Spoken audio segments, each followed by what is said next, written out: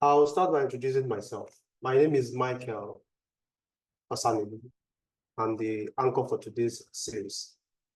I would like to remind us the ideals of this whole that it's actually a project, initiative, to create a space where scholars, composers, performers, and even professionals can, come together or talk about what they do. I mean, this space has been very wonderful. A lot of conversation have actually gone on this space. A lot of people have been on this space to talk about their art, what they do, and things happening in their own area of specialization, as long as music industry is concerned. Today, we'll be having another round of conversation entirely. And the title for today's seminar series is centered on musical mediation. When I heard about this topic, I was like, wow, musical mediation. I remember I heard about this thing some time ago, musical mediation, and for me, it was like a mystery. But to God be the glory, we'll be having a presenter in the house today to unravel this mystery to me. And I'm sure there are some of us out there too, who are part of this program, who are willing to know more about this concept, musical mediation. We have Dr. Ayorinde, Oladele Ayorinde in the house to do serious justice to this particular topic. Yes, like we usually do, we would like to talk about our presenter, and I'll be reading briefly just a little about him. I know very well that if I want to talk about the man called Ayorinde, Dr. Oladele Ayorinde, I might spend more than 3-4 hours talking about him after knowing him for maybe just one or 2 or 3 years. I have a whole lot to say about him, but let me quickly read briefly just little I would like to say about him before I'll give him the platform to tell us so much about musical mediation. Dr. Oladele Ayorinde is a distinguished musician, musicologist, and cultural economist who serves as a research fellow at the African Open Institute. His research spans music, sound, archive management, and African/African diasporic music studies. Dr. Ayorinde has held academic positions at different universities in Africa, Europe, and North America, including Tübingen University, the University of Bonn, Indiana University, the University of Witwatersrand, and Stellenbosch University. He is currently a visiting scholar to Mountaintop University here in Nigeria. His research, primarily based in South Africa and Nigeria, examines music-making processes and their connections to social, political, and economic issues in contemporary Africa and the African diaspora. Dr. Ayorinde is also an editor for musicological journals and has published extensively in leading music journals. His work focuses on social transformation, political economy, social justice, and equity, while also engaging in public-facing initiatives, music industry practices, and community advocacy. Dr. Ayorinde's professional activities span across the cultural and creative industries and higher education in South Africa, Germany, the United States of America, and Nigeria. He has consulted for organizations such as Cape Town Opera and Music Society of Nigeria, MUSON. Currently, he's working on several projects, including monographs on Fuji music and everyday life in Lagos, the Jazz Cosmopolitanism in African project, and a monograph on Professor Disu Flatkeys, former leader of South Africa group Amapondo. Now, this is just a brief thing I have to say about Professor Dr. Oladele Ayorinde. This is the man, I call him a man of many parts. And from what I've read, you will agree with me that is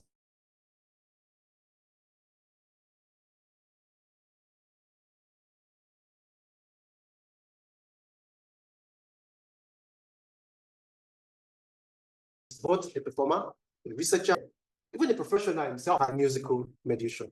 So you're welcome once again. Thank you so much, Mr. Michael Osanebi. Thank you so much. So can I share my screen quickly? Ahead, then okay, let's see.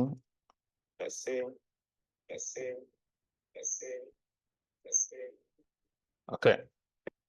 It's recording, that's okay.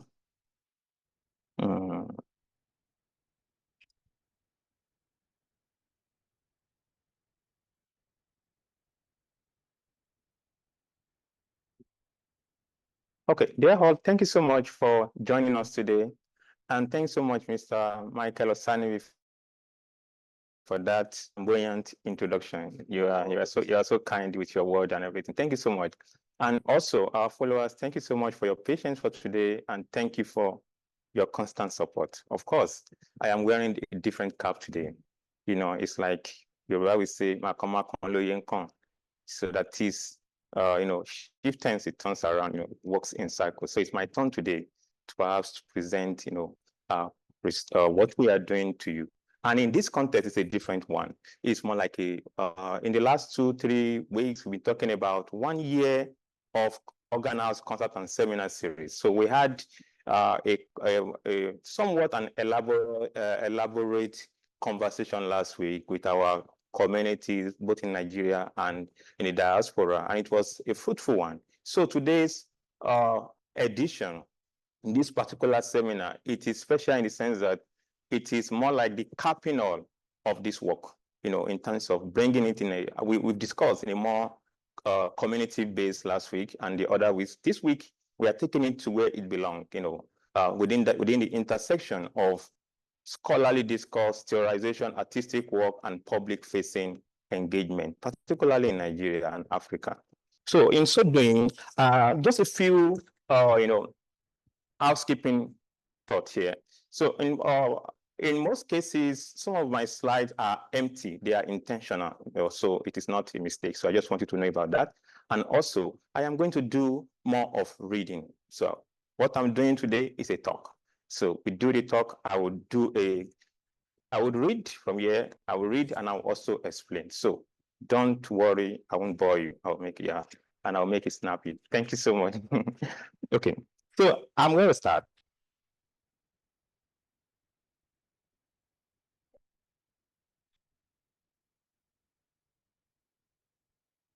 On 26 June 2024, the Organized Concert and Seminar Series hosted one of Nigeria's long-standing female organists, Mrs. Biodun George. The invitation and presentation of Mrs. George were partly inspired by the Organ House Concert and Seminar Series agenda to promote sustainable development, equity, and social justice in Nigeria's music ecosystem, particularly empowerment of women in this case. Speaking on a musical journey and experiences, Mrs. George's reflection evokes strong emotion, and I quote part of our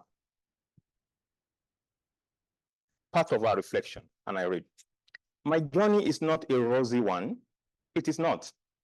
Even up to now, it is not. We female organists are going through some things that men wouldn't go through. My advice is that churches should learn to respect women organists.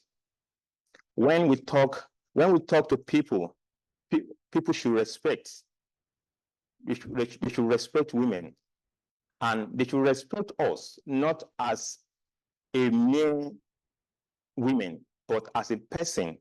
I mean, as a woman we should be seen as a choir master and organist and be respected not as a mere woman, but valued as organists in the same ways men are valued when they talk and when they address people in churches and society. End of quote. Our reflection allude to broader issues of socio-economic marginalization, stigmatization, and gender imbalance in the organ music industry and the everyday experiences of women across many sectors. Our comment about respect, in quote now, references the way many people, both in church and everyday life in society, see and commodify women and girls as an aesthetic or erotic commodity. The implication of our comment about lack of respect goes beyond women, church, or music. It is a metaphor for the type of violence that people encounter daily in church and across everyday life in post-colonial Nigeria. I mean, in terms of draconian political conditions, economic hardship, political inconsistency, and the oppressive learning conditions leading by top-down power relations that shapes people's experiences and many institutions of higher education in contemporary Nigeria. The story and experiences of Mrs. George, to which I will return, allude to what the anthropologist and Africanist philosopher Achille Mbembe calls necropolitics. In a troubled necropolitics in a troubled society like post-colonial Nigeria, Mbembe argues that societies in the African post-colony are marked by continuation of trouble, crisis, and unequal power relations and exploitation that characterize the colonial era. For him, violence and death are being used as the tools of political control and economic exploitations across the post-colony. And I quote Mbembe, I put forward this notion of necropolitics to account for the various ways in which, in our contemporary world, weapons are deployed in the interest of maximally destroying persons and creating dead worlds. That is, new and unique forms of social existence in which vast populations and subjects are subjected to living conditions that confer upon them the status of the living dead, end quote. The living dead in Mbembe's framing is a metaphor that references the suppressed, oppressed, stigmatized, disrespected, and dehumanized body with no agency.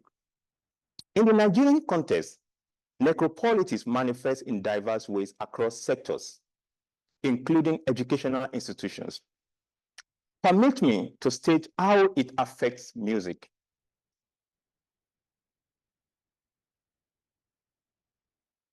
The history of Nigerian modern music education and performance culture dates back to the 19th century. It is well documented, by scholars, including Omojola, Olusoji, Vida, Adeogun, Adegbite, and numerous scholars who have been working on this at least in the last 70 or 80 years. Between 1940 and the late 1980s, music studies and scholarship were relatively progressive, and Nigerian music scholars were among the top in Africa with significant global visibility. The collapse of world oil prices and the decline of Nigeria's quota in the early 1980s resulted in the country's economic recession. This economic condition, political crisis and corruption, and among Nigerian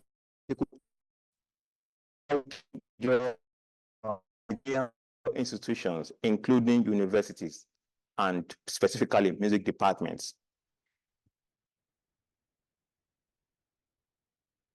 Due to lack of funding and effective policy, music studies and training across educational levels started deteriorating following Ibrahim Badamasi Babangida's structural adjustment program SAP in 1986. The political climate of the 1990s became the final blow, necessitating the collapse of the fragile structure of music studies in Nigeria.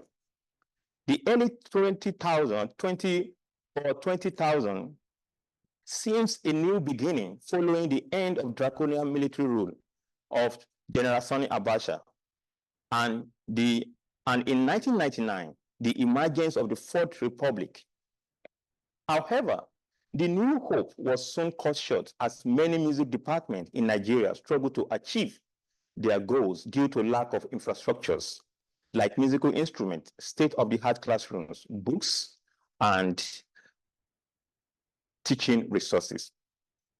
The situation has been exacerbated in the last 15 years as new generation of scholars have emerged. In a recent personal communication with a professor, which I called in this presentation, Professor Q, claims that Professor Q claims that many of these emerging scholars have little or no grounding in effective pedagogues, training, and exposure to field divine literature and praxis. Well, while Professor Q's position is not unproblematic, it represents a critical assessment of emerging scholarly demography in Nigeria.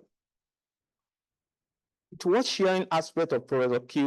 Q's reflection on what he calls the state of affairs of Nigerian music studies.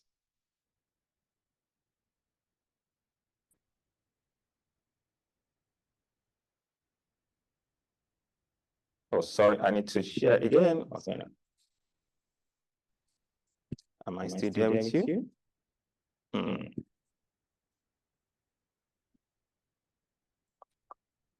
Okay. So I'm back. Now I quote for since I've really determined.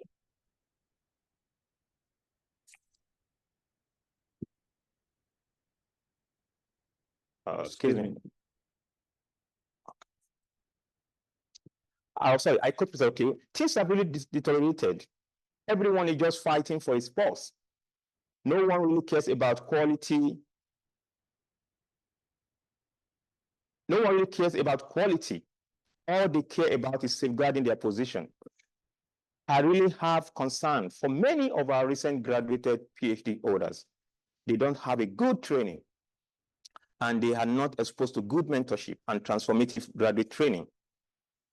Many of them can't even write an abstract. They clearly communicate the abstract that clearly communicates their intention, not to even talk of academic articles. Things are going to be worse than they are now in the coming years if necessary actions are not taken to redeem the future of music scholarship in this country, because the new graduates are reproducing the structure and system that produced them. As you their bearing as Japan. Our country has lost many of them in countries like the US, the UK. This is very dangerous for the future of this nation. End of quote.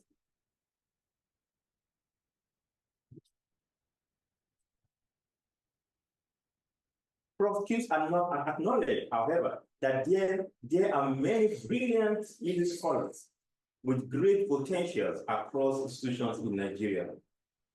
I agree with Professor Q on that.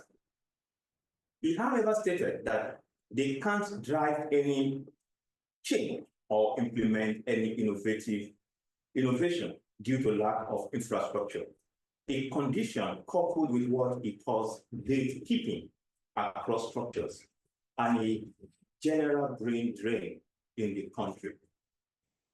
The condition that Prof. Q reflected on is a form of necropolitics that constantly invalidates and renders many dreams and aspirations ineffective, not only in contemporary Nigeria, but also across the African post-colony. Despite this disappointment, Prof. Q believes that the situation can be mediated. The question then is, what is the nature of such mediation, and what forms or approach would such mediation take? Let's explore this question in two interlinked ways. The first being a quick exploration of mediation in music or music mediation in scholarship. The second being an exploration of musical mediation and how this mediation can undo necropolitics in Nigeria.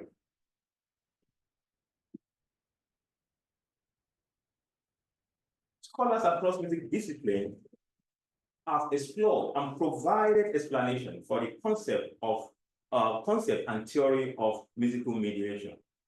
For example, Georgina Bond explained music mediation as an understanding of music's social, technological, and temporal dimension. For her, music mediation operates through two overlapping processes and relations. That is, between music as in sound, aesthetics, and technical details, and social life, that is, context, process, and the things that make music meaningful. End of quote. She argues that every step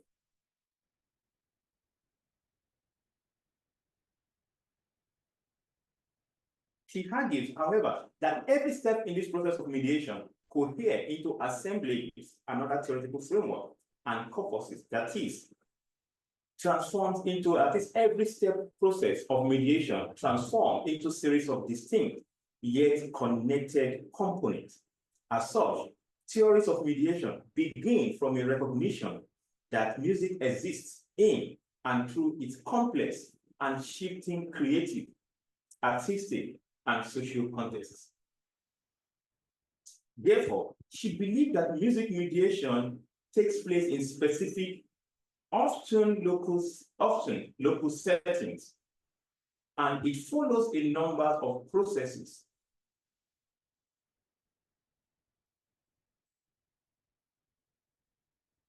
In our ethnography, another scholar explored the same question in a different context.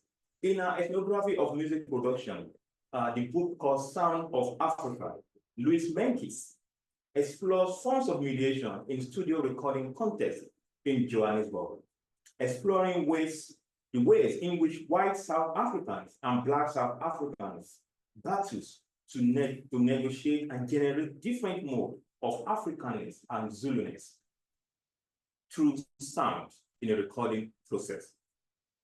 In so doing, Menkes explained that mediation as both a conduit or a filter that transfers, but along the way, it necessarily transforms.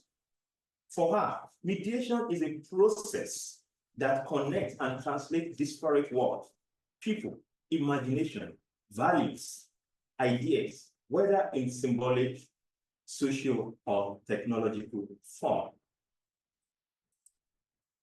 The unifying point in both cases is that musical mediation is a form of reconfiguration,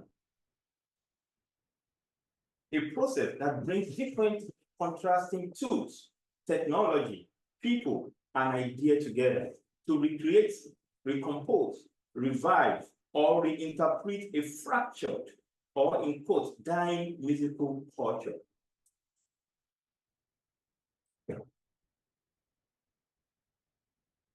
It might be safe to assume that almost all subfields in music studies are engaged or premised in one or other forms of mediation.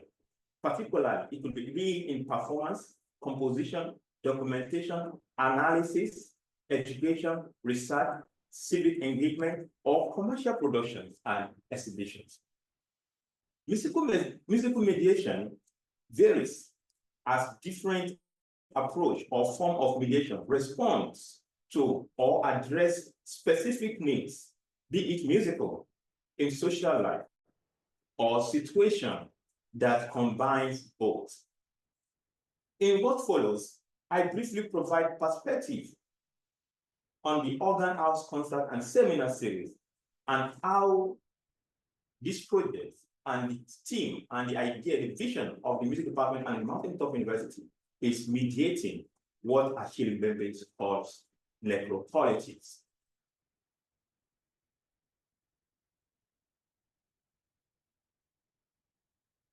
The organized concert and seminar series is a case of musical mediation and shows how music studies and research initiatives can function as a mediation project in contemporary Nigeria. The organized concert and seminar series was inspired by the vision of the department at Mountaintop University, particularly the vision of the founder, Professor Daniel Olukoya, to champion a musical education and research agenda that addresses local needs in Africa and global reach in relevance. The organized concert and seminar series is an interdisciplinary research initiative that provides creative and free intellectual spaces for rigorous scholarly, creative, artistic, educational, and professional engagement. The series champions an academic, artistic, and creative research agenda that is rooted in local realities while maintaining global relevance. The organized concert and seminar series and its agenda is premised on promoting innovative and critical approaches to research in music, composition, performance, and exploration/documentations of Nigerian musical culture and Africa's musical and cultural heritage, both on the African continent and across the Black diaspora. The inaugural edition of the series made explicit the interdisciplinarity and the interconnectedness of artistic, creative, research, and educational approaches, bringing music discipline, culture, and social life into a world being. The initiative has multiple layers of focus and agenda. Pardon me, let me outline just a few of them, and I do so as follows. One of the core aims of the initiative is to empower people and provide a safe space for people to share their stories, or provide space for people or voices that have been marginalized. That brings me to the story of Mrs. Abiodun George and our reflection, which I shared at the beginning of this presentation. Mrs. George belonged to the categories of organists and female choral directors in Nigeria, whose voices and identity have been subdued due to the patriarchal nature of the Nigerian society, where women are mostly valued based on their sexuality and erotic outputs. The history of organ music, its culture and associated practice in Nigeria is dominated by a narrative of people, mostly men, who have served as organists and choral masters across churches.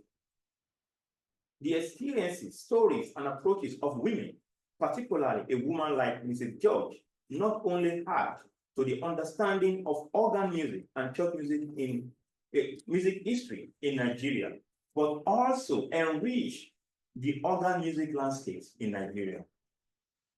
Therefore, engaging Mrs. George and her experiences in organ playing and choral directing in Lagos is a major step in organ house concert and seminar series to empower people and provide a safe space for people to share their stories and give them a platform to be heard and seen. There are millions of Mrs. George across Nigeria that have been silenced and defaced by necropolitics of in Nigeria. We are happy that this initiative steps in mediating this condition was fruitful because the founder of the university was part of that particular conversation and had Ms. George's story and offered her a free graduate scholarship for assistance, which is evident of the vision of the university and the vision of the founder of the university. Then the second layer, which I would like to share, is the artistic research and civic engagement.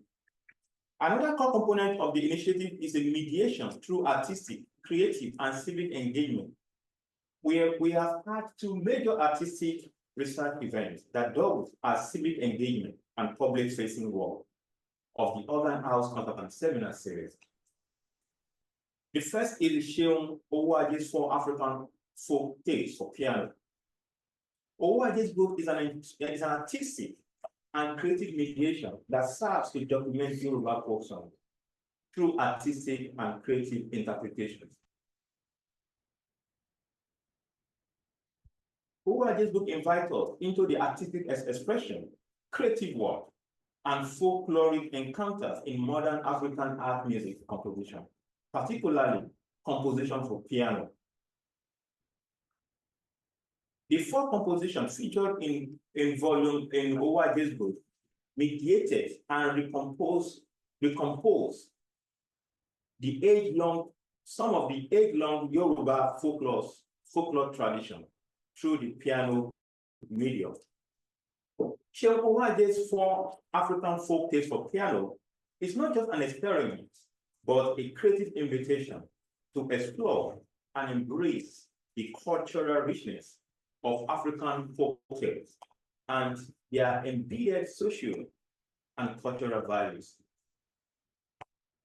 Therefore, the work serves as a bridge between cultures and encouraging musicians, enthusiasts alike to explore the wealth of African musical heritage and continue its legacy for generations to come. Such initiative serves to safeguard Yoruba culture. As such, it constitutes a specific model for what Georgina Bonds explains as music mediation. Such mediation include composition, performance of African or Nigerian-centered music pieces, performance in churches, in school, even in curriculum. These are all forms of mediation. And this is what the Organ House series is envisaging, promoting, and at the top of its priorities. The second event is an artistic and scholarly exploration of Daniel Olukoya's sacred choral music composition. Olukoya's compositions are located at the crossroads of the African sonic experiences, redeeming sensibilities, and art of storytelling while offering spiritual resonance that alludes to everyday necropolitics in post-colonial Africa and Nigeria. Permit me to play just an aspect of the concert for us to see what it looks like.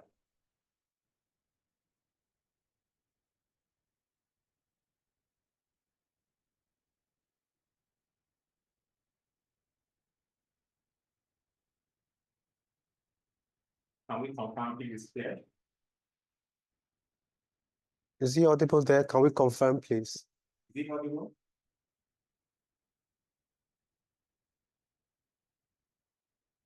Can we hear? Yes.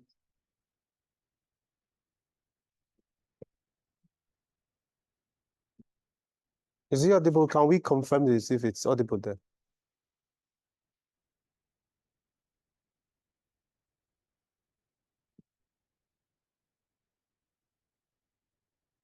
Is it audible?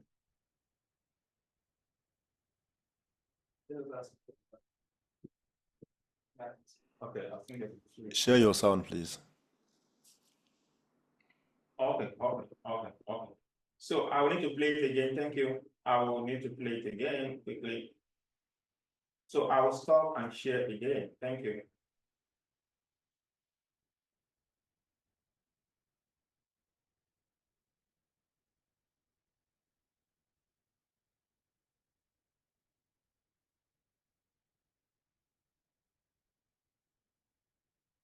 Okay, let's try.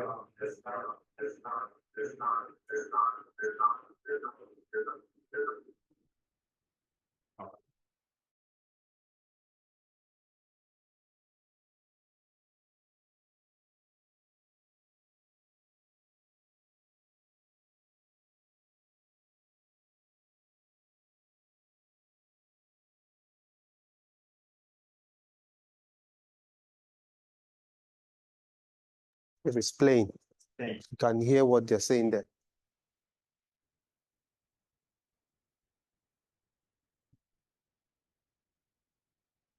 Can we confirm this?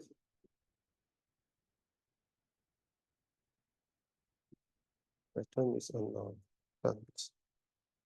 No sound. No sound. No sound. Okay, thank you. Let's try it again. Technology. To be online to see what is happening. Okay, I will.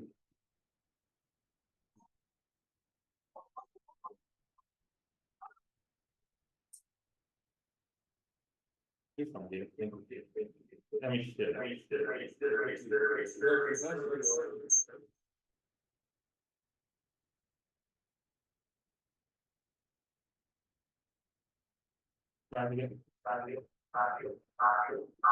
don't know why it's the voice.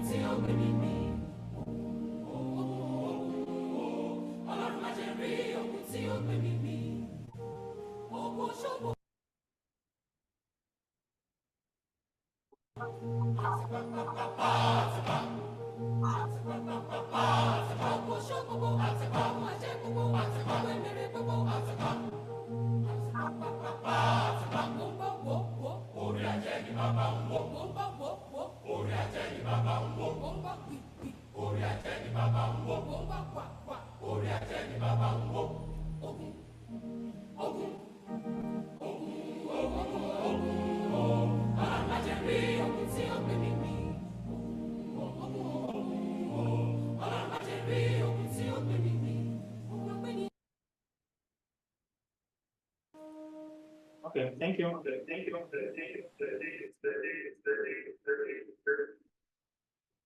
Okay, the seminar-like concert is a multidisciplinary experience that brings musicology, applied ethnomusicology, composition, performances, choral studies, and religious studies, curatorial work, and festival planning into a whole. As such, the concert is an artistic and creative mediation and civic engagement project. Then the last for now, for this presentation, is documentation and technological mediation. Documentation for access is another core premise of the Organ House Concert and Seminar series. This agenda manifests in the Organ House Documentation and Digitalization Project, which is a digital humanities project that aims to document Nigerian sacred and church music and celebrate the contribution of organists, musicians, choir masters, conductors, composers, music ministers, and music administrators. The project is mediating the history, legacy, values, and contributions of Nigerian church music, musicians, and their interconnectedness with global music cultures through the affordance of digital technology. We are creating and facilitating a digital mapping of Nigerian sacred music from the 1954 to the present, and provide an online digital interactive database where people from across the world can access the documentation of music, culture, people, and Nigerian social and economic development. So these are some of the initiatives that we've constitute this idea of documentation in the last 1 year. And this is one of the projects we are busy with. We are creating an online index. One of the first process of creating a digital web database for documentation of music, in Nigeria, and we are experimenting that with the works of DK first. So we are starting this experimentation. So what we can see here is the PhD student at Mountain Top University. This is their on-site, more like a fieldwork, on-site workstation at the Mountain of Fire Miracle headquarters in Yaba. So we've been there in the last few months, and we have an ongoing project. So we go there, we work with archive, we take one of the music one after the other to create what we call metadata, which is the first step of creating an online musical database. So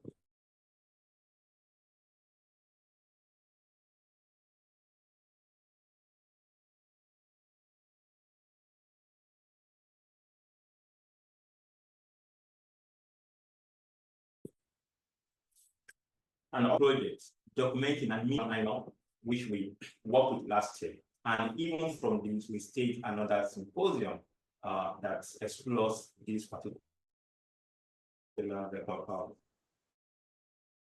documentation project. Then again, this is also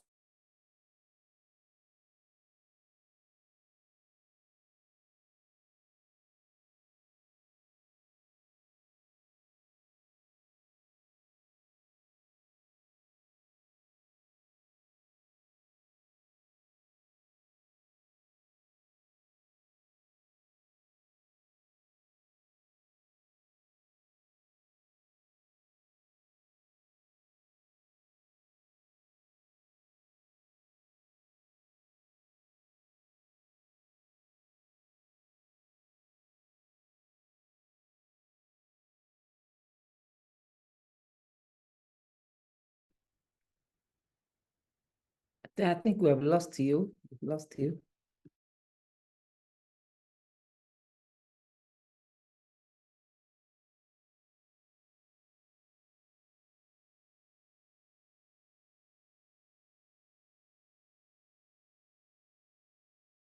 Can you hear me now? Am I back? Am I there? I think I'll stop sharing.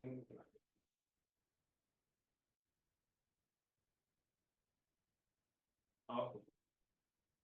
Are we there? Can you hear me now, please? Yeah, Is it back, please? Can you hear me? we can hear Yes. the voice a little, but it's down. But yeah, now. Thank you so much. Thank you. So I'm just going to repeat some of the things I said just the last few words regarding the. Yeah. So one of the initiative is simply to document people, to document composers, particularly those who are committed to the idea of African art music. In this context of Reverend John Lino, it's a category of modern African sacred choral music. And in the case of Professor Daniel Olukoya, I'm sure some of you know that in the last, let's say, 35 years of this Mountain of Fire Ministries, we've added another layer to this, which we explore at that concert. And we are so happy because people have been working with us, including the Directorate of Music at Mountain of Fire and Miracle Ministry. So shout out to our, I won't say colleague, brothers and seniors in the Lord, in this contest for giving us such, accommodating us, particularly in the person of Mrs. Achille Mbembe, the director of Mountain Top Choral, and also the Conservatory. the pastor, is it RSO? Is it RSO now or RO? RO, yeah, pastor. Yeah, I've forgotten his name. Exactly. So we thank you all for that kind of engagement and opening your door to us to make that work a reality. Then quickly, as I conclude,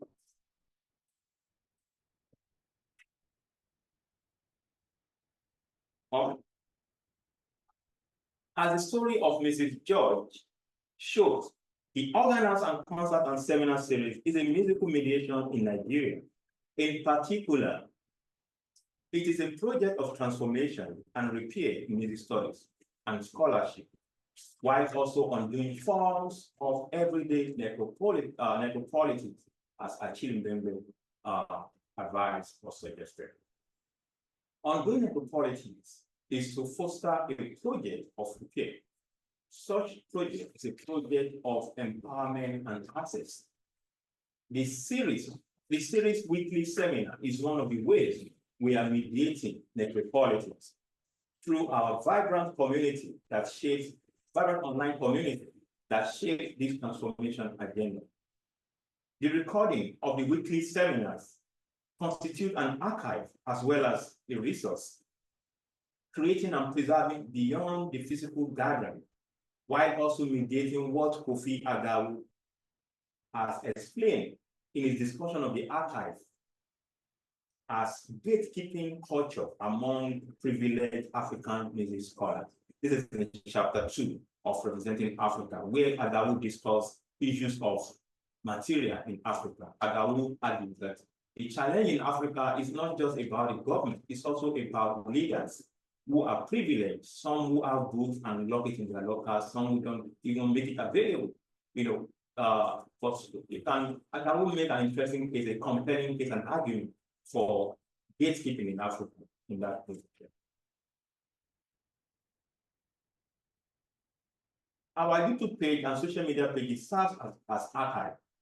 The recording and narrative of the presenters allow us to mediate the necropolitics of Nigerian music studies, providing access to resources for scholars, students, professionals, and the public. As a teaching and learning resource, the value of this archive of the event, the archive and its event is immense. In future years, it will help us to understand and think about music knowledge and its ecosystem with serious attention to the contributors and presenters of this seminar series. The availability of the archive on the internet creates a resource and a timeline of our mediation agenda. This is where we started. This is where we are. There is no better way of doing musical mediation in a troubled society like Nigeria than to share this video widely across the country to be useful for not only for academic exercise, but also for policy making. In sum, the Organers and Concert Seminar Series is still in its early stages. There is a need for more engagement, research, and conversation that could radically motivate good causes and collective goods in Nigeria. Therefore, musical mediation in Nigeria is to recenter music studies in scholarship, not only as a project of repair, but as a reconfiguration processes that promote people's social and economic well-being, and empowerment of people who are vulnerable to forms of everyday oppression in our society. Thank you. Yeah, thank you very much, Dr. Oladele Ayorinde. Thank you for this wonderful and insightful discussion on music mediation. Colleagues out there, I'm sure you have heard Dr. Ayorinde giving us a whole lot about the idea, about this idea called music mediation. Permit me to just do a quick recap. He started this whole conversation from the perspective of Mrs. George, who was invited to this same platform some time ago to, to come talk about herself and what she's doing. And from there, he was able to find out how she was marginalized and the likes. From there, Dr. Ayo was able to link this whole concept to the decline in not just education this time around, but his major focus was on music education. And finally, he narrowed down that same concept to the adverse effect of the decline of music education in Nigeria. Now, he moved on to talk about mediation, how we can go about the repairs. How can music mediate in this regard to bring about new ideas, this whole thing called music mediation within the concept called Nigeria. Now, he discussed that at a whole length and narrowed it down to the concept organ house seminar series, and our organ house seminar series had been in the forefront of this music mediation in Nigeria. It did a whole lot of discourse, and I'm sure we all heard him. Dr. I want to say thank you once again for this wonderful discussion. Now, our brothers out there, our colleagues out there, please let me quickly recognize a few of us. I'm very sorry. I'm from Delta State. If I murder your name, please pardon me. I can see Professor Ade online, Professor Ade Okwade online. Prof. Sir, your voice is loyal. Ayo Ajayi, Ogami, actually for you. Mr. Ayo Bankole, Dr. Grace Olaoluwa.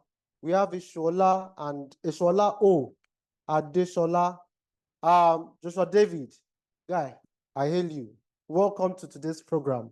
We have Professor Kayode Samuel in the house. We have Mr. Korede Omokpeluye.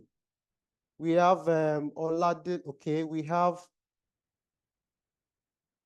is that Omoshod World? Omoshod World, sorry.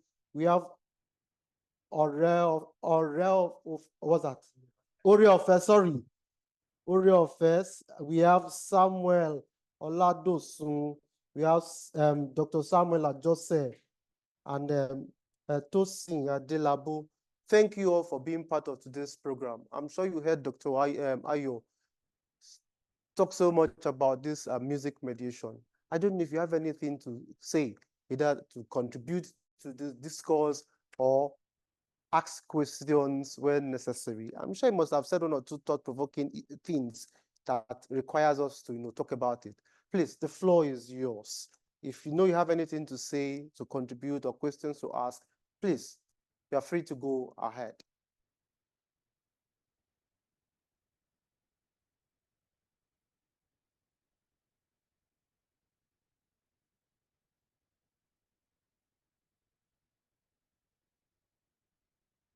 Dr. Grace, we are there waiting for you. We're here waiting for you. Huh? Okay, Mr. Shola, please. You have the floor.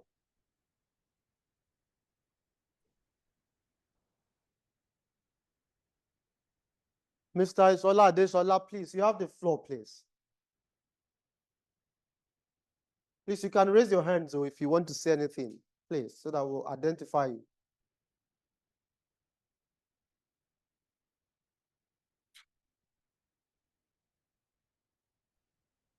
Mr. Shola, you can unmute yourself, please, and go on. Hello. Yes, we can hear you now. Okay, good afternoon, sir, the moderator. Good afternoon. Good afternoon, sir. Dr. Ayo. I want to appreciate your work and what you are doing there. By the grace of God, I'm the National Secretary of Society of Music Educators of Nigeria, and I've been following your, and I was in Port Harcourt last week with the head of the department of the head of the music department in your school, and we talked at length. I was thinking I will meet Dr. Ayo. I met you in Arnhem in UI last year. I was thinking you would be in Port Harcourt. Well, what I want to say is that we really appreciate what the organ house is doing. I don't know, I just cannot express personally my own profound gratitude to what you are doing, your contribution to music educators. especially to early scholars like me and others. During your presentation, you talk about your interaction with the professor, talking about the quality of music scholars. They talking about younger scholars, our output. I want to believe Organ House is contributing greatly to this. I mean, for those of us that have passion and still follow Organ House, for this 1 year, we have learned a lot. As a person, I have learned a lot. I always look forward to join us every Thursday, and I have my jotters where I keep those things. I make sure I note, especially contributions from our erudite scholars. I always look forward to listen to Baba Ayorinde, Baba Dr. Roti, and all other scholars. Oluroti, and Professor Kayode Samuel. That was the time you brought Dr. Fumi Odunuga, and also Professor Adeolua Okunade. I want to express my profound gratitude towards what people are doing over there. You are contributing greatly to music education in Nigeria. Thank you. Thank you very much. Thank you, Mr. Shola. God bless you. Any other person? Dr. Samuel Ajose, I saw you raising your hand the other time. That's the point. Thank you so much for your commendation. Well, to start with, the project at Organ House is not my. When you want to do the accolade, you need to spread it out. I am just a boy, I'm just somebody who is doing his own part. So the project is about a bigger team, including our host today and everybody, both in Nigeria and across African diaspora. So, and many of them are definitely here today. So, of course, I am the boy that, okay, you go and do that, and that's why you have to see me. So, it's actually there's a huge team pushing this agenda. So, I'm just playing my own part. So, next time, let's throw it across. It's work for everybody. So, I just want to let you know that. Thank you so much. But I appreciate your kind work and your generous words. Thank you so much. Thank you. I was calling on Dr. Ajose. I saw him raising his hand the other time. Hello. Okay, Dr. Ajose, we can hear you. Thank you. Thank you to our presenter. When I saw the topic, the title for your presentation, I was... Sorry, please, can you be more audible, sir? Okay, can you hear me? Okay, can hear you now. Okay, so I said thank you to the presenter, and also we need to appreciate Organ House. When I read the abstract for this presentation, it got me a bit curious. The ideas of music mediation. From listening to the presenter, his presentation has opened up some thought-provoking, positions. For instance, the metaphor which the presenter alluded to, the metaphor of living dead in this whole conversation on necropolitics and how MTU has been doing mediation work, if you allow me to put it that way. In his citation of Mbembe 2019, talk about how this notion of necropolitics, account for ways by which people, systems, governments, agencies, have subjected people to conditions which more or less make them attain the status or to exist in the status of living dead. So connecting into this whole mediation of music, mediation as MTU has continued to do, I am thinking that beyond Mbembe's, allusion to politics, people, politicians, how are systems or how has MTU in their work of mediation, how have they been able to use curriculum? How have they been able to make the curriculum living such that they are able to mediate this process? Because it is not only people that are living dead. A curriculum can be dead. A system can be dead. So I want to ask, how has MFM been able to, do this mediation work in the areas of curriculum? If there are challenges, how has it been MFM, the organ house has been able to mediate, these challenges? And what are the lessons that we can learn that other institutions, can learn in their own effort to also do this work of mediation? And to say again, to ask specifically, in the areas of town and gown engagement, we see that the Organ Seminar Series has been able to, it has been doing so much in this.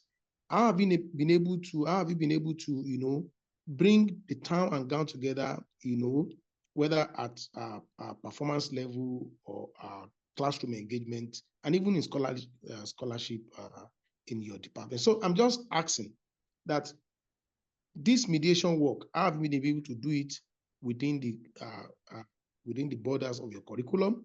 And two, how have you been able to do this mediation work of bridging the gap between town and gown? Are there challenges? If there are challenges, how did you overcome them? Thank you. Okay. Thank you so much, Dr. Ajose. Thank you so much. Thank you. I think that these are fascinating questions that, they are always provoking. And so the first thing I can say is the curriculum at the organ house is unique in many ways because, of course, the department itself has an interesting history with the kind of people, that has worked there, the kind of initiative, people who work there. So I can say from the undergraduate level, I have a kind of history with the department also, even when I was doing my PhD. Each time I come to Nigeria, this department was my reading space, exploration, I practice it. So thanks to Dr. Oloranti at the time, who was the HOD. So when I'm in Nigeria, this department was my lab. So when after doing the field work, so I bring everything to this department. I have a space somewhere which I was given. So I do my work. So with that, I was to a larger extent, I observed the student, and on many occasions also, at the time I engaged them. So at the time, what I noticed, this is 5, 3, 4 years now, is what we can say relatively a kind of standard that goes beyond what is available elsewhere in Nigeria. Then recently also, the department has been trying to maintain such standard or even build beyond that. Of course, there are challenges, like what Mbembe explained. Necropolitics is not just about nation as a whole. It's not just about condition. It's also about people. And like Professor Q explained, Professor Q was very, very emotional. He explained to me that, look, it's not that people who can do this work they are not in Nigeria. He mentioned names that how come some people are not even those who should be in the academia are not there because of forms of gatekeeping, very, very aggressive, engagement with people, and he even mentioned that the worst thing, let's not go there, but the point is, at MTU, the standard was definitely a stronger one, of course. Then the standard has been, structured in a way that people keep transforming it over the years. So that one is there. It's not perfect, I must say, but at least better than what is available around. That's one. Number two, on the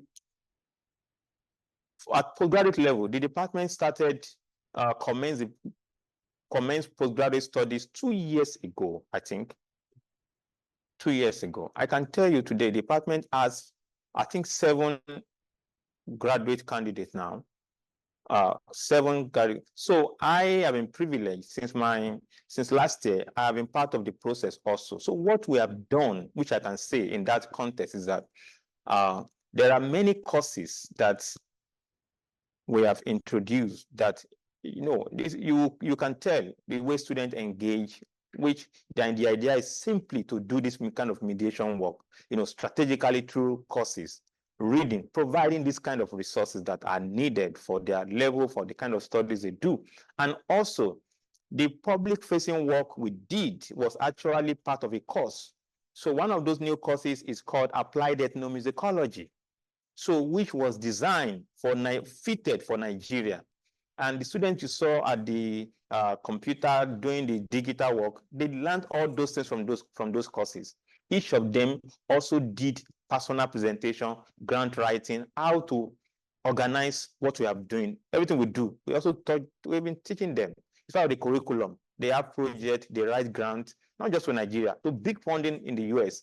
So they are mentored on how to do this kind of work and also to design their own projects, public-facing work, you know. So these are the ways we are trying to mediate the process. So the idea is fitted learning that is locally rooted, but globally relevant. So that is the idea.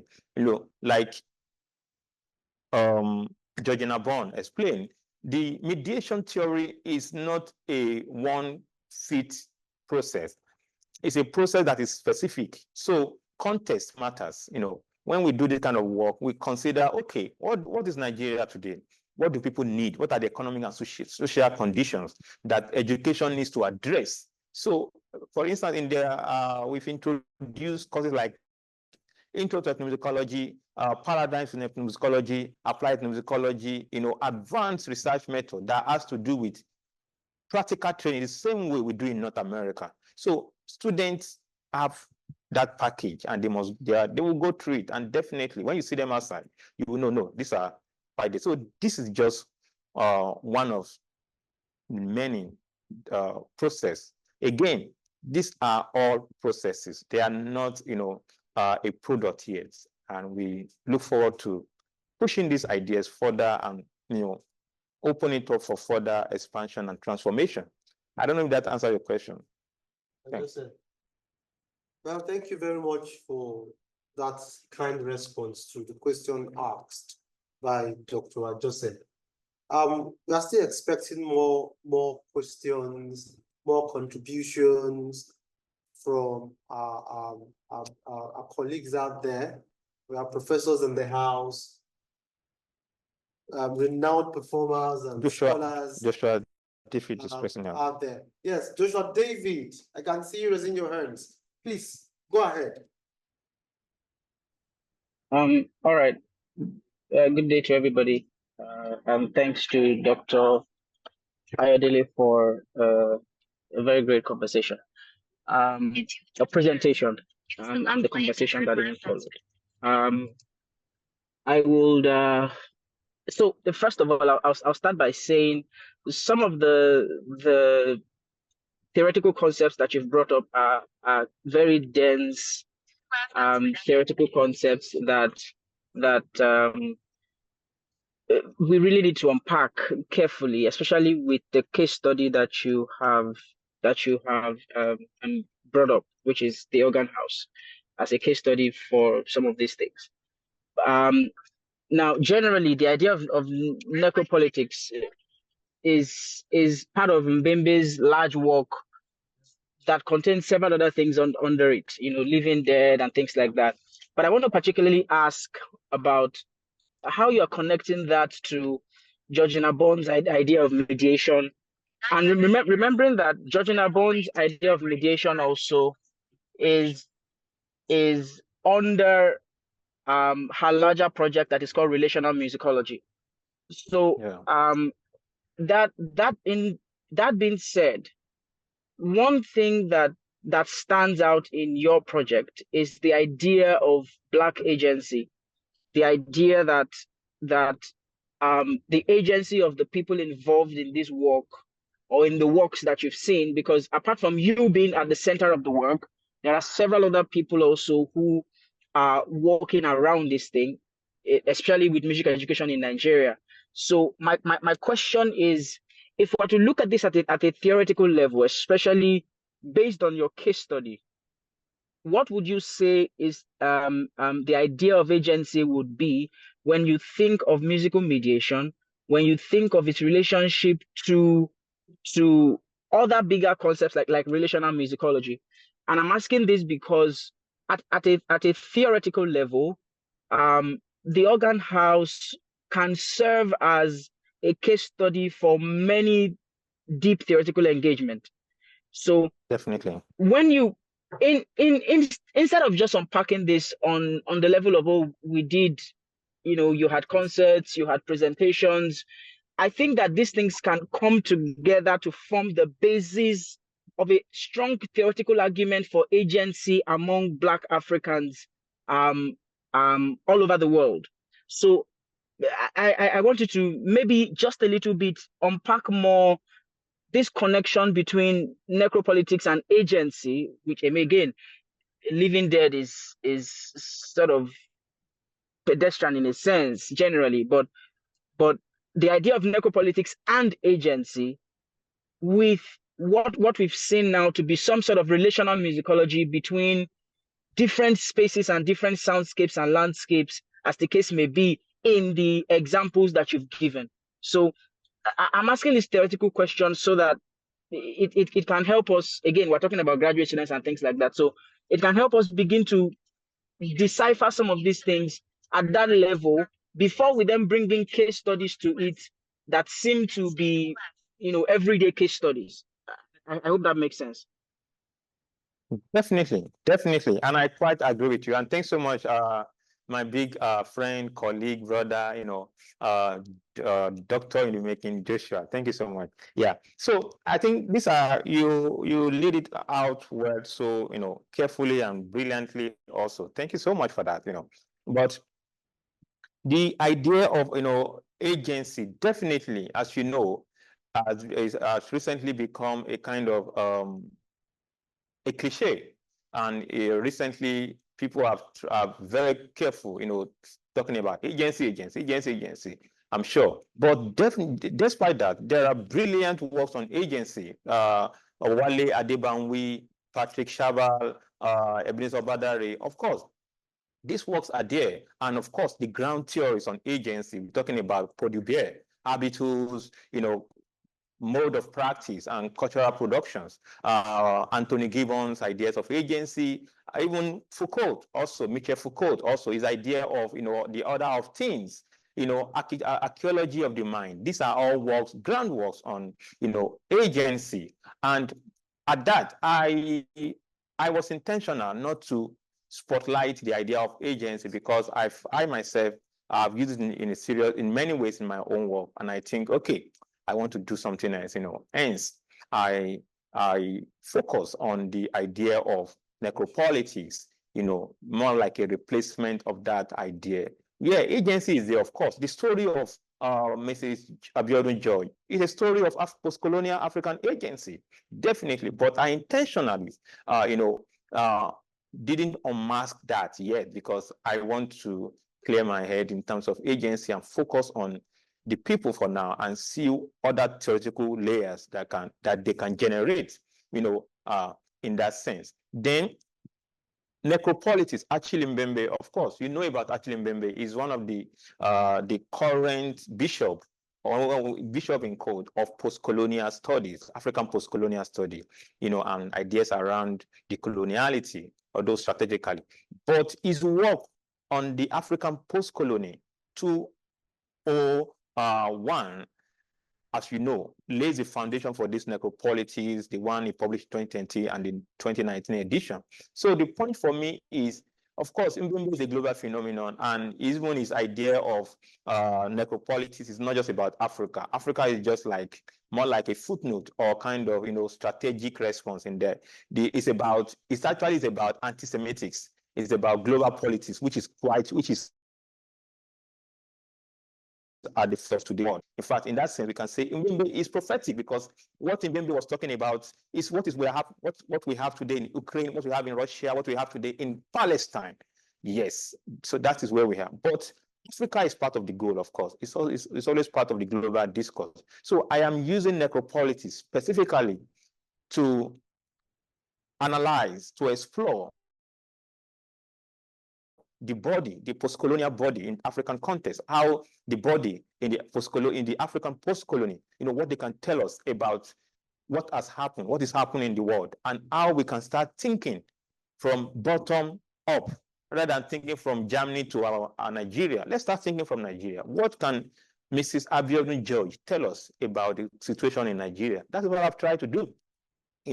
Focusing on that particular agency, spotlighting our story and theorizing it, inserting it into more ground theory. That is what, of course, many people will say this more like trying to flesh.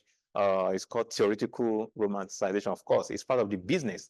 But Georgina Bond, our work is even more on technology, as you have seen, on mediation, technology, and music, whatever. So, but I'm also interested, of course, in Georgina Bond's idea of mediation, because it speaks to the essence, it's enlivening the kind of argument that, with the kind of project that Organ House is doing. It's a project of mediation. Of course, mediation is not even new in musicological study. In applied musicology, since 1990, scholars, Kisala Harrison, George Todd, they've done a lot of work across society, even in South Africa. I have ongoing works with professors based on this idea. This is popular in South Africa, for instance, but in Nigeria, it is not popular. So we're taking such advantage to open it up, what we do, theorize it, unpack it through those theoretical lens. I think, of course, it's an ongoing project, and the book project which will come out from it, like I said, and the articles that will emerge from it, definitely, this kind of conversation will help me to also recontextualize, expand, and further, reflect on the process. Yeah, but I take your point to do a broader, to situate the work within the broader post-colonial agency. Of course, we know Femi Taiwo on his work on against post-colonial, but I get that, and also mediation. So they work together, but let's see. It's just the beginning of the project. But I've noted your word. I'm going to work on that. Thank you so much. I hope that answer your question. Yeah, Thank you so much. Yeah. Joshua, thank you for that beautiful question and the kind response also from Dr. Ayorinde. The floor is still open to us. Please ask more questions to make this whole thing more meaningful.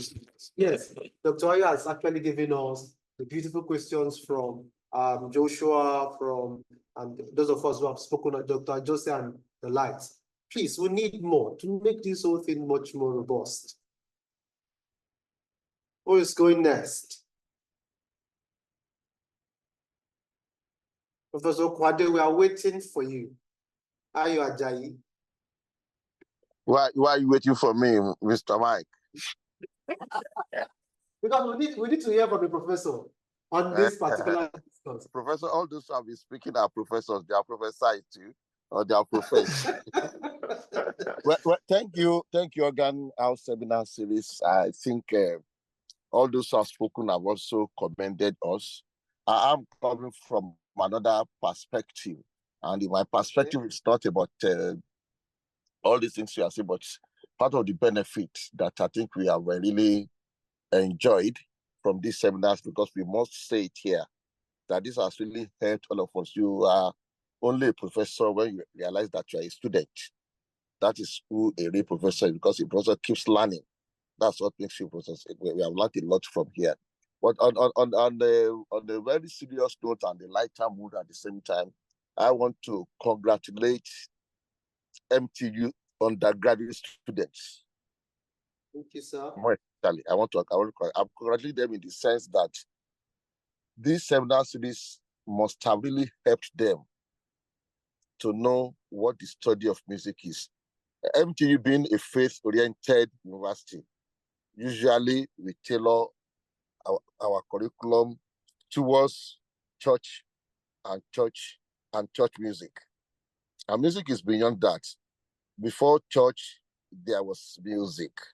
Then what type of music is now what we can now start talking about?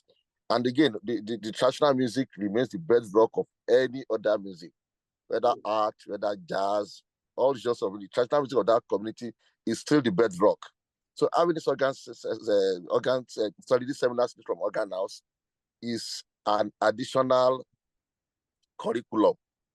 And I hope MTU is taking that as an additional curriculum to it. The benchmark is just a minimum standard. It's minimum standard for us. We have talked of all sorts of things from what Dr. Ayorinde has said with his co-host, Mr. Mike, this morning. My question is this.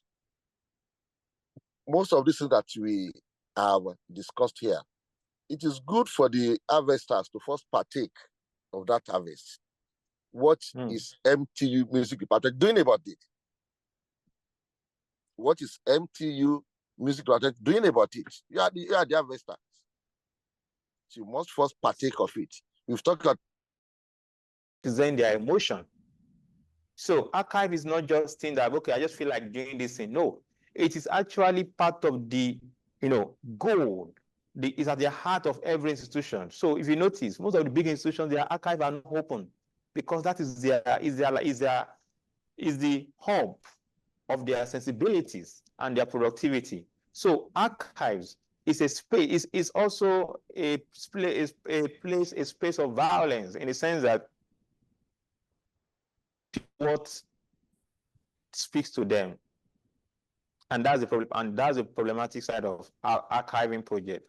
So people only keep what okay, this is what we want. So they leave others, ignoring the fact that others might also help somebody. So that's the problem of archive. But in this case, particularly in your question, this work from day one is about the public. That is the idea of mediation that we are talking about. That is why we don't do it and keep it somewhere. We make it open to people when you're on YouTube. Everybody go and take it for yourself and do whatever you want to do with it. That's the essence. And from your question, the next thing we want to do is to now, okay, we've done that, of course. We started that. So, of course, beyond the archive, there's another layer to access, which is what we call civic engagement with archival material. Civic engagement. We are in the other side of applied musicology, applied anthropology, applied sociology. We call it public-facing work. So that is where it is. If there's no public-facing agenda or civic engagement agenda that critically analyze the need of society and through reflexive mode to carefully select what is applicable and put it out there, it won't work, particularly in a place like Nigeria. Who cares if you document our forefather classical composers? They will tell you, they will ask you, yes. But those same people, there are ways you do those things that they will call for you. Please, can we come and see this thing? Can we come and do this? Can we come and do this? And that's where the practice comes in. And this practice itself is not as simple as it is. Practice itself is emotional. It's also a violent space also. But this is not the conversation. This is not a place for that conversation. So practice is very important. What is practice? It's a mediation process. Yeah. If we have all the best composition of DK Olukoya in this place today, and the compositions are not beautiful because they are on paper. They are beautiful because people can access them and engage them, interpret them, and make sense out of them. That is what we have done with that DKO concert we had in April. And that's just the first leg. We have many legs coming, particularly in this new year. So the point is practice. And of course, from the presentation, I acknowledge that people are trying, of course, and what Professor Q told me.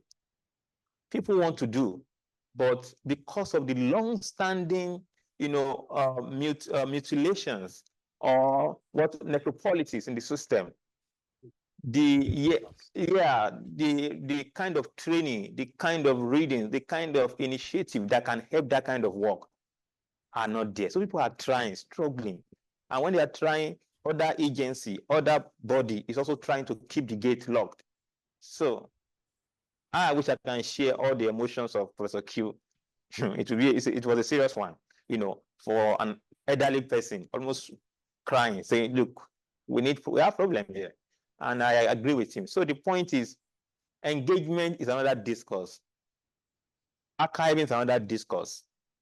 The way it is being packaged now is another discourse. The question is, are we ready to engage the forms of knowledge that will shape this kind of learning? Are there collaborative movement in Nigeria, in South Africa, where I train indirectly in this kind of work? I remember clearly, I went to Durban on many occasions to work with other archivists, to stay there for 3 months, just to work with other forms of. I went to places, so there are collaboration. One project in Stellenbosch is co-funded with a other project in Durban. So there are cross-cultural, cross-country, intercultural, intra-identity dialogue is going on. Do we have that here? People don't collaborate here. That's the beginning. People hardly collaborate. They don't even talk to each other. They hardly talk to each other. People don't talk. They rather die with that idea.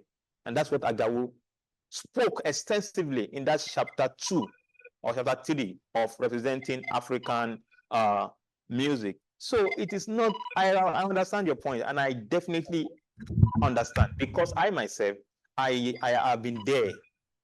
As we speak, I have an ongoing intra-African archive, an continental-wide archive project. In other countries, it's working. It's only in Nigeria that you need to run after people to even beg them to read their mail, to respond to you.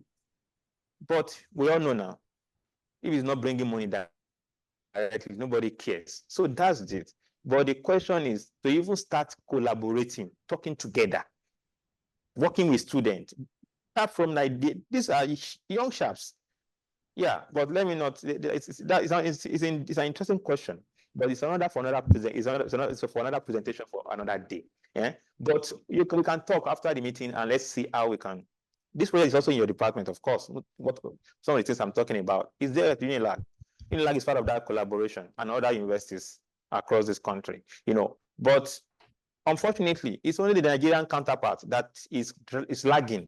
The Ghanaian, the Kenyan, the Ugandan counterpart, they've gone so far in this project. So the question is, why are we not talking to each other? Why are we not working together?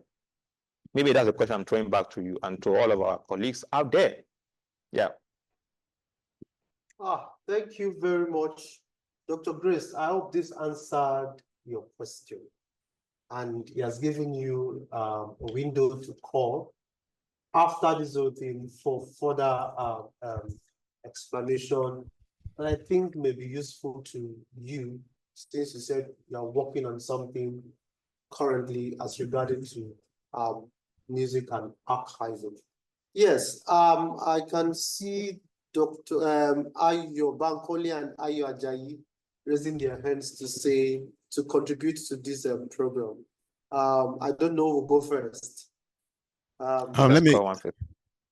Okay, please go ahead. Hello, everybody. Dr. Ayorinde, thank you very much for your presentation. It's opened up a lot of ideas in terms of how music can be used to mediate various kinds of situations. Of interest, of course, is the case study where you had this lady, female organist who has been disempowered by the system, and there's a kind of bias against it. So, but thinking about it, I thought of it in the sense that maybe even the arts, which is being discriminated against, that is the role of female organist. Music actually could be a way to mediate this. And here I'm trying to dovetail into the the idea that, you know, going back, let's say 60 years, 50 years back, when we had people like James Brown, you know, James Brown and civil rights and Black power, Black consciousness, moving over to Bob Marley and same lines of those same types of ideas. And then homegrown, we had people like Fela and Sonny Okosun, and even more recently Idris Abdul Karim, you know, with Nigeria Jaga Jaga, right? So my thinking about this whole thing is, you know, music itself is actually a powerful means of mediating social circumstances and creating and you know, transforming the society. So if we think back about it, you know, Fela years back had a song called Yellow Fever, which was basically about people bleaching, especially women. Body bleaching, yeah. And then he had other ones about Kolo mentality and other things like that. They were all social commentaries and trying to tell us, you know, how to shape how people think, right? Then Idris Karim came out with this Jaga Jaga song, and then he even had another one about Mr. Lecturer, which was basically a commentary on how people in positions of power are exploiting people who are underneath them, especially the females. So now moving forward, fast forwarding to today, right? It can be argued that most of the top Nigerian stars actually have much more clout, much more accessibility to the public, because any one of them easily, when they put out a song, they're streaming it to about 20 million, 40 million, 100 million people, which is a crazy amount. I don't think Fela had ever had that kind of access.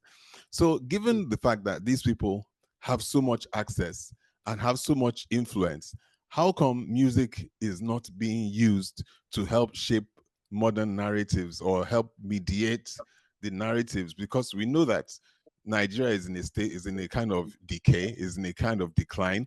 It's decadent and so on. So many negative things. And these people have so much influence. How come music is not being used to mediate these situations? That's a simple question. Okay. Thank you. Okay, thank you so much. Well, one thing about mediation is this, like Georgina Bond explained, it has very layered, and it could be approached in different ways. So the way I conceptualize mediation here, of course, it's cut across different fields. That is one way. That's one approach. We can also talk about, you know, when we enter into applied ethnomusicology, musicological analysis, ethnomusicological analysis, you can talk about protest music. It's also a form of mediation. Protest music, musical activism, like those of Fela, you know, like those of in fact, activism in most cases, not even with the government, with some are cultural activists, you know, like Sonra, for instance, who, you know, I'm sure you know Sonra, in the 1960s, who was actually obsessed with the African root and particularly Egyptian Black heritage, you know, and also a lot of them in the, you know, the Black diaspora like that. But the mediation we're talking about, particularly those of Idris Abdul Karim, of course, they are part of this necropolitics thing. Definitely, they are part of it, you know. In fact, I'm even happy that you mentioned the lecturer don't teach me on the Mr. Lecturer. It's part of the game. It's part of it, of course. It's part of the,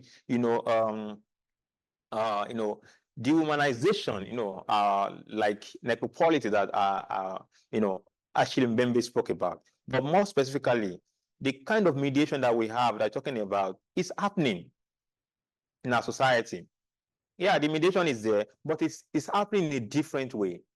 The mediation of pop music, Afrobeats, or hip hop across Africa, particularly from this new generation, differs from the kind of mediation that people like Fela did. And that is simply because of the affordance of technology and digital media. So they can't do that kind of politics, but they won't do it. They are doing it, but in a different way. Let me give you an instance. In South Africa, by the late 1980s, apartheid was actually on its peak at the global level. The campaign against apartheid was at the peak, and it was already suffocating South Africa. But a culture emerged. It's called Kwaito. Kwaito. It's a mixture of American breakdance, house music, disco, jazz, and everything. So it became popular in the late 80s. Before Kwaito, other musicians have always focused on apartheid. The likes of Abdullah Ibrahim, the likes of Ujima Sikila, the likes of Miriam Makeba, the like even Brenda Fassie. A lot of them, include Kaifa Semaya, all of them, they are focusing on apartheid. They want to destroy the apartheid. But this new generation, and they were the most badly affected generation. They were the generation of the 1970s, Soweto uprising in 1976. But they emerged in the 80s with a different culture. Do you know what the culture was about? It was about youth. It was about sex. It was about fashion, American fashion. Yeah. And by the 90s, by 1994, when South Africa had its first, democracy, it blossomed in a more radical way. Yet these kids, that generation, they care not about the politics. They were busy doing business like what we have today in Afrobeat, exactly of what was happening in South Africa in the early 90s with Kwaito music. But do you know the politics? It was actually a form of mediation, particularly when you read the book of Gavin Stigno on Kwaito Promise, and also Lebanon, serving Lebanon, Kwaito, the subjective space, whatever, So they were actually, it's also a politics. It's a politics that shape another politics. The politics is that they don't care about your own power or whatever. You can do whatever with you can go violent. They care about their own interests. They want to look good. They want to be part of the global world. They want to use iPhone 16. That's their question. And they want to, yes, they want to mingle with people across the world. They want to use the latest eyelashes. And they are looking after Beyonce. Oh, what is Beyonce talking about today? What is, so the same thing, the local guys in Nigeria, they are doing today. Wizkid, Ed Sheeran here and there, collaborations here and there. So they are looking to the West. They want to become, it's a global world now. And that brings us to one of the key points in this conversation in the last 1 year, Afropolitanism. So they don't care about local, they are rooted, they know, but they care about being global. They want to be global, even from their sitting room in Ajegunle. Yes, they want to be global. Yeah, so that is it. So that's their own politics. That's their own mediation. It's another forms of negotiating themselves out of the so boring idea of politics or whatever. No. They just want to have fun. And that's why when you see Fast, the Bass guy, for instance, it will make fun of politics and still catch fun with, and the youth will still like it. They rap and people will still like it. They will still play it in club, whatever. That is what they have to. But it's also a form of politics. It's called the politics of the body. They are excusing themselves from the boring one. They are fighting for themselves. Yeah, I don't know if that's answered the question, but it's a new form of politics. So there's mediation going on popular music. Like you said, millions of people are keying into their downloading. The question is why weren't they downloading Fela today? Fela is online. But it's not part of their concern. They want to be global. They want to talk about Beyonce at their boss quarter in Ajegunle. They want to dress like that. That's it. Thank you. Mr. I hope that answers the question you asked. Yeah. Thank you. Yeah, that's it does go some way. I mean, I would have felt that it would be of more concern, things like injustice, inequality, abuse of rights and so on would be at the forefront. But the way you've explained it, because if you think about it, all those songs about, sexual gratification, emotional, having money in your pocket and other things, rather than the issues which drove the 60s, 70s, 80s, 90s. No, they don't care. Thank you. Yeah, thank you. Welcome. Thank you, sir. Ayo Ajayi, I can see you raising your hand. Sorry for keeping you waiting. Please, sir, you have the floor. Unmute yourself. Thank you, Mr. Osanebi, the moderator. Thank you, and then thank you, Dr. Ayorinde, for a very well delivered paper. It's always a privilege to be here every Thursday and listen to different sessions of very intelligent people. I really appreciate this session. And I think this was one thing that Dr. Ayorinde was really, really rooting for many years ago, that musicologists and musicians in Nigeria, they don't sit down to talk about things. And then if we don't sit down and talk about these things, there can't be progress. Yeah. So thank you for this platform. It's a very rich one. Quickly, when people talk to me about documentation, archiving, and creating a compendium of materials relating especially to Nigeria, and then I keep saying to myself that, okay, what do we want to document sincerely? Are there things to document? And then the reason why I ask these questions is very simple. With COVID, we became really exposed to the world. There are a lot of performances there online. A lot of a lot of people do performances post online. A lot of people write music and post online, and then you see how really mediocre most of our performances are.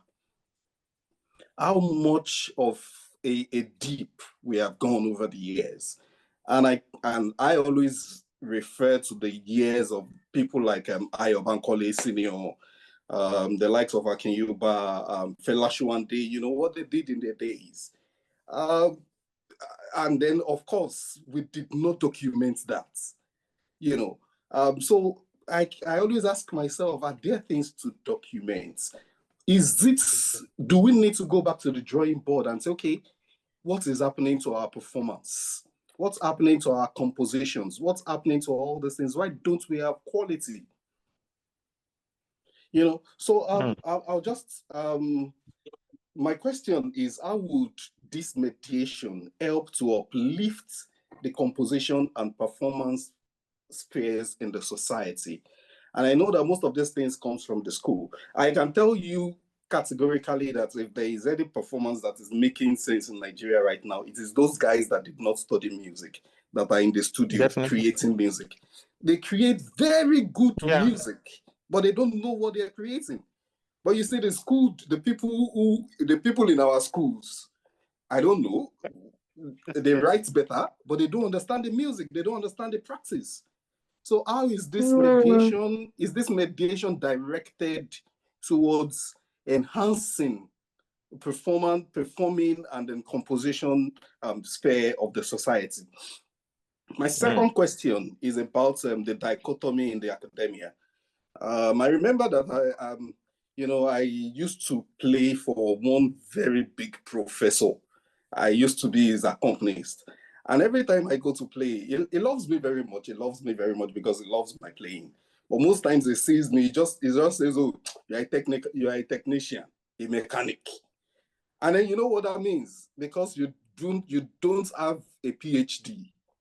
You're just someone who plays the piano, who just plays the piano, and then he thinks that you probably don't even understand theory of music. You just play the piano and you play it so well, you play it effectively. So there is a dichotomy.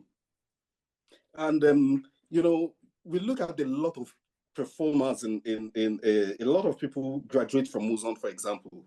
They don't write papers, they perform. And then when they go into universities, we look at them as, okay, all these things all this jaga you are doing, you better drop it somewhere and come and write paper. So that dichotomy is the mediation directed to fix the dichotomy in the academia as related to practice.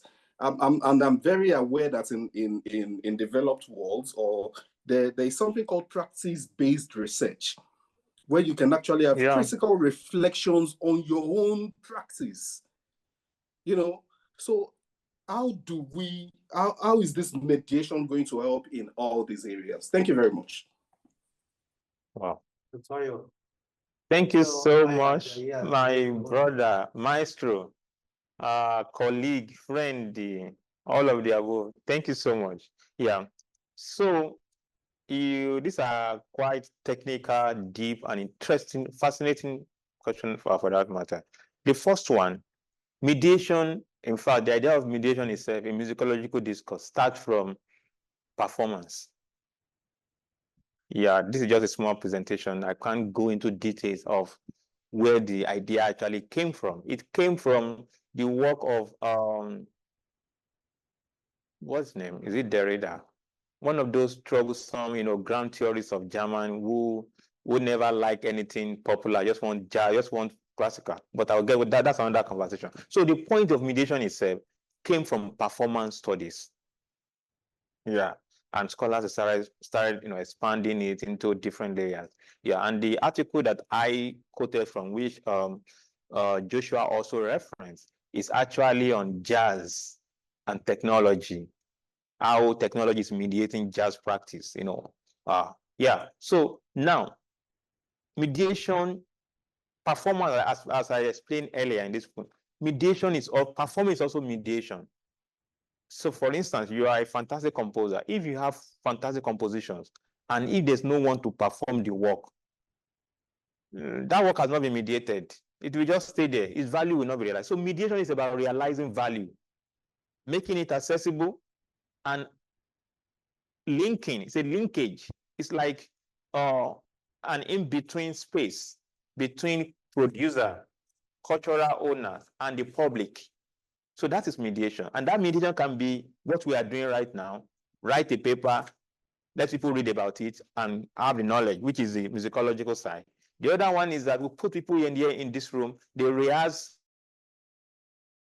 all your compositions, and tomorrow we stage a big concert at National Theatre, and we make it open to the world via digital technology or whatever. That's another mediation. That's one. Another mediation is also sitting down with your work. Oh, these works are beautiful. And a theorist, a musicologist, sit with the work and analyze the work, explaining what you have done. Oh, Mr. Rajayi went from chord 5. Instead of going straight to chord 6, he went to what we call tritone substitution. Instead of going to do la, he went to do mo. That's tritone substitution. That is a form of mediation. An ordinary performer, those you mentioned in the studios, they are looking for those kind of knowledge. They don't have it in Nigeria so far. I play a lot with contemporary church, contemporary choirs. So when I play, those like, Ross, how you do that thing now? How you do that thing? And I was saying, this is called tritone substitution. Oh, this is called sharp 11. They've been playing those things. They don't know it. But when they see you do it, in fact, in a different way, because you have the understanding, they will pause. Bros, bros, I hear you. Bros, I hear you. They say all these things. Bros, I hear you. And they will come and ask you, even secretly, oh, that's what you do that time. Tell me now. And you explain. So this is all forms of mediation. So the point is, to go back to your first question, artistic mediation is even the core thing that sustains music, is the hub of music documentation. If the work is not performed, it doesn't have a life. So the more people engage the work, the more it settles into this public understanding. Today we talk about we talk about polongo, polongo. It's because that work has been performed. From my own experience alone, I have played that work as of 2010 or 2011. I can say I've played that work more than 100 times or more than 200 times, because in 1 year alone, choir will do anniversary, they will do ikore, they will do festival, they will sing this song and I will play. They will call me as an accompanist. The same thing at lower chorus. So let's even use local examples. Why are those songs so popular? Yeah, and recently our brother Oretime is talking about his song, that song that people perform. He said, my song have been performed everywhere. Of course, it's right. is because that song is being played everywhere. According to him, every Saturday, people sing it at wedding and this out. Yes, but there's another caveat in artistic work, which is also another theoretical discourse about aesthetics and tastes. When we do things that people see as complicated, they won't go for it. But when we do things that people say, oh, this thing is quiet, because people want something that's, like, as we mentioned about Kwaito and Afrobeat, the generation of nowadays, they're not too interested in too technically savvy thing like that. They just want it to be done. They want to hear the melody as soon as possible, and they want to get, so they don't have that patience of listening to immediate. Yes, they don't have that patience of waiting to wait. Okay, listening. Instantly, they want to get the hook. Shebi lofisi, shebi lofigba. They want to, that thing will stick in their brain. Let me give one example. One day, I was listening to this South African station in my house, and my young boy is very, he can pick anything. So they played the first song, and I was telling my wife that, look, this melody writing is not good. This is not a good composition. It's too boring. It's too long. So boring. But the moment they change it to another one, very simple, the young man was singing instantly. He was singing along. Because that songwriting, that structure was so simple, just 4 bars. And it's made use of repetition and hook. And I wasn't telling my wife, oh, that's hook. Oh, that's hook. Oh, okay, back to the theme again. Oh, that's verse. Oh, it's coming back to the top. Those popular music thing, of course, we teach popular music and jazz. I teach all those things. So I was telling her, and my son was singing those things instantly because it comes to him instantly. So that is where, that's another conversation for another day. But to your point, mediation is about artistic performance. Yeah, if the work is not performed, it's not, it's there. No. It can be documented. Yeah. Then artistic research has been on for years everywhere.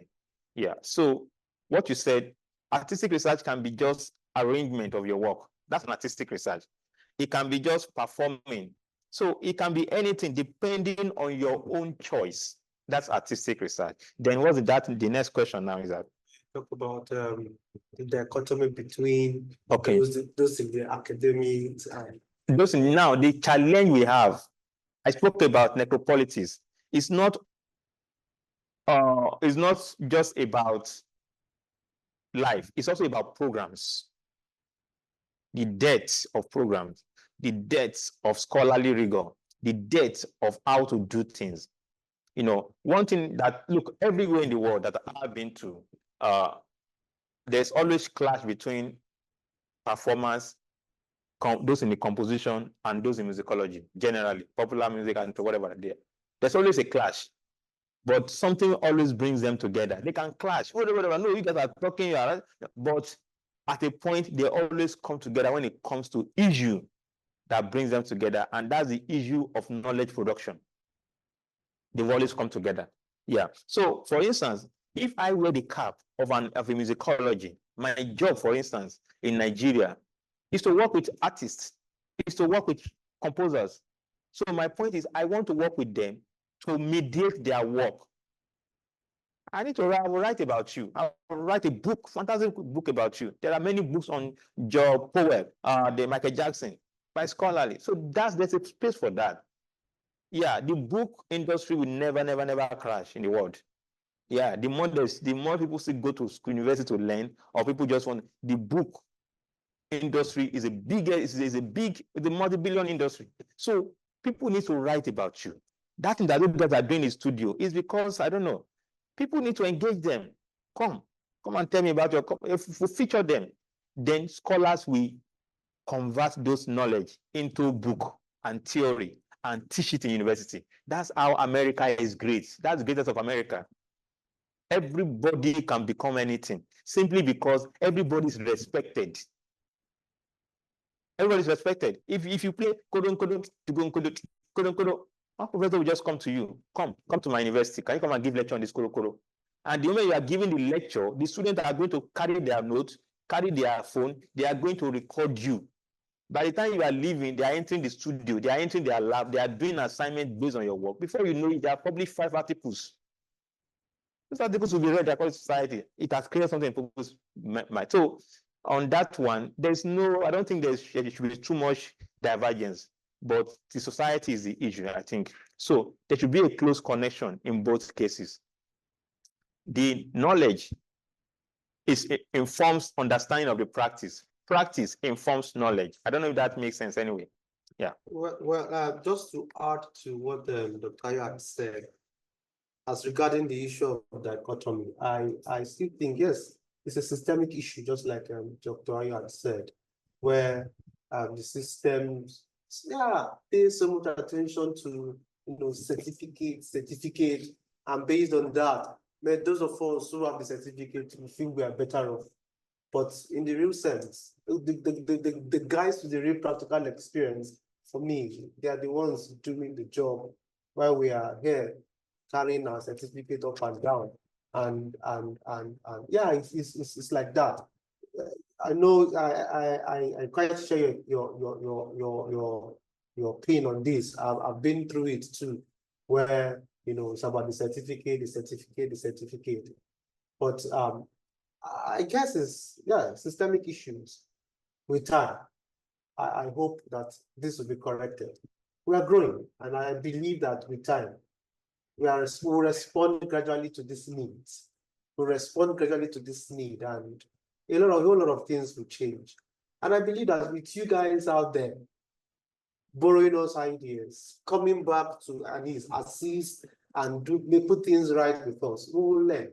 We are not receptive to change. We will. I know it's going to take some time, but please bear with us. And I believe that with your contribution, with your support, a whole lot, will change about music practice, music education in Nigeria.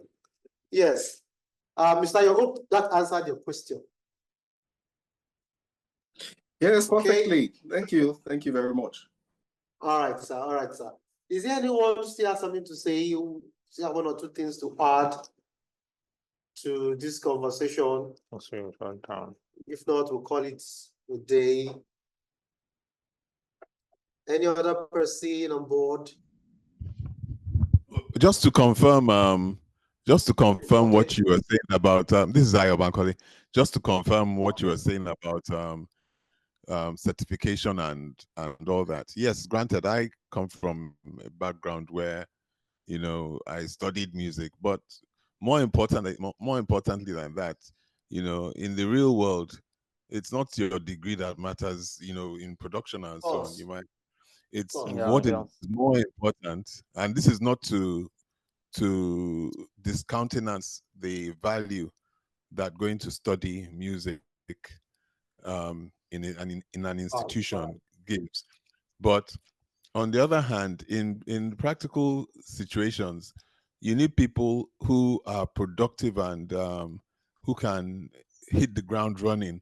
And one of my liabilities was I was quite useless at tonic sulfur. I never learned how to use tonic sulfur, but most of the musicians that I work with, as soon as you give, especially the ones that are really gifted, as soon as you give them anything to do, they immediately turn it into tonic sulfur and are able to get running with it. Whereas for me, I will know what exactly it is, but I would not be able to express it at tonic sulfur. If you gave me a sheet music to write on, then I might write it out. But more importantly than that is to be able to instantly be able to be creative on the spot. And I think nowadays there's a lot of emphasis on being instantly creative, and being able to do things. Looking at our archives and so on, the archives actually are a very, very useful thing for us to do, for us to investigate, and we must continue documenting as much as we can, because those archives allow us an opportunity to look at these ideas and see how we can use them in new ways. If we look at what a lot of the Afrobeats people are doing, what they're doing is actually just recontextualizing ideas that have already been expressed prior Definitely. in other forms, either high life or even in traditional music, from traditional music. So herein lies the value of our archives, because we can use these archives to take us to a new dimension, bring us to new things without having to do things that people cannot sing. I mean, as in, if we say serialism and all these, it's actually almost impossible to sing them. But if we now look at our own traditional systems and traditional music structures and so on, there's a lot of value to be gained by investigating these and then using the ideas from there to create new types of, or new ideas in music. Thank you. All right, thank you very much.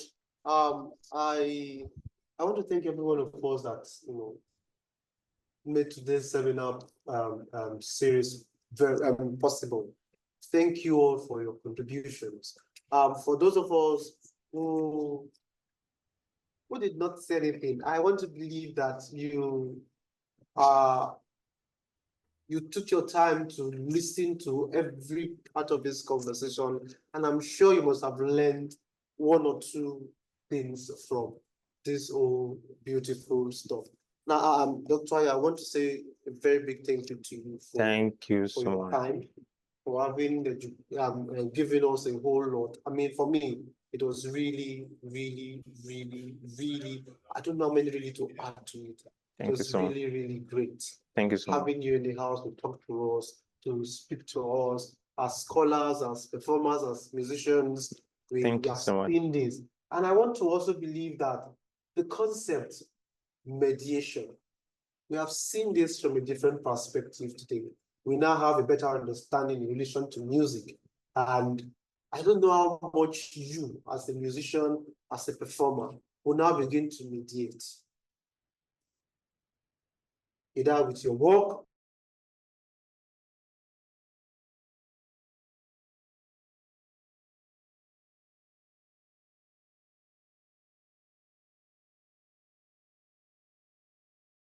of every one of us to make this happen. It is our own collective effort. We must mediate in this regard.